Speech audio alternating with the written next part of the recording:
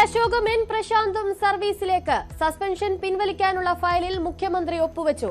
ഉത്തരവുടൻ പുറത്തിറങ്ങും. പ്രശാന്ത് സർവീസിൽ തിരിച്ചെത്തുന്നത് 2 വർഷത്തിന് ശേഷം. ബി അശോക് 1.5 മാസമായി സസ്പെൻഷനിൽ.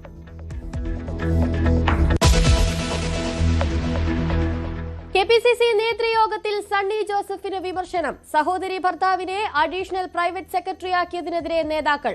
ബന്ധു നിയമനമെന്ന ആക്ഷേപത്തിന് അവസരമൊരുക്കിയെന്ന കുറ്റപ്പെടുത്തൽ. ബന്ധു എന്ന നിലയിലല്ല നിയമനമെന്ന വാദവുമായി സണ്ണി ജോസഫ്.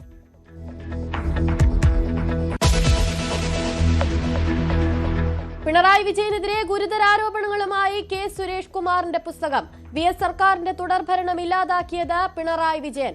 2011-ൽ 13 മണ്ഡലങ്ങളിൽ തോൽപ്പിക്കണമെന്ന ഉദ്ദേശത്തോടെ സ്ഥാനാർത്ഥികളെ നിർത്തി. മൂന്നാർ ദൌത്യം അട്ടിമറിക്കാൻ രത്തൻ കേൽക്കർ ശ്രമിച്ചെന്നും ആരോപണം. പുസ്തകത്തിലെ കാര്യങ്ങളിൽ അന്വേഷണവുമായി സഹകരിക്കുമെന്ന് സുരേഷ് കുമാർ.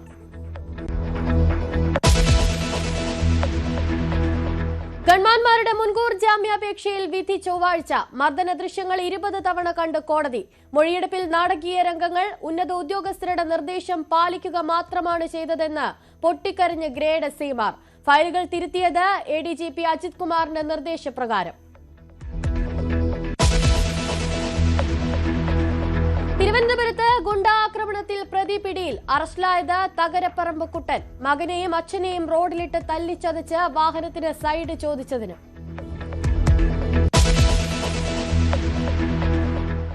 അമ്മയിലെ പരാതി അന്വേഷിക്കാൻ പ്രത്യേക സമിതി. പ്രസിഡന്റ് ശ്വേതാ മേനോനും ജനറൽ സെക്രട്ടറി കുക്കു പരമേശ്വരനും അന്വേഷണ സമിതിയിൽ. രമേശ് പിഷാരടിയും മുത്തുമണിയും പൊന്നമ്മ ബാബുവും അംഗങ്ങൾ. വടക്കൻ ജില്ലകളിൽ അതിതീവ്ര മഴ മുന്നറിയിപ്പ് തുടരുന്നു. മലപ്പുറം, കോഴിക്കോട്, വയനാട്, കണ്ണൂർ, കാസർഗോഡ് ജില്ലകളിൽ ജാഗ്രത.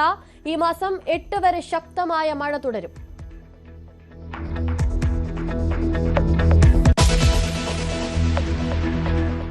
വൈഭവ് സൂര്യവംശി 2020 ഇന്ത്യൻ ടീമിൽ. Shreyas Iyer team captain. സൂര്യകുമാർ യാദവ് ടീമിൽ നിന്നും പുറത്ത്.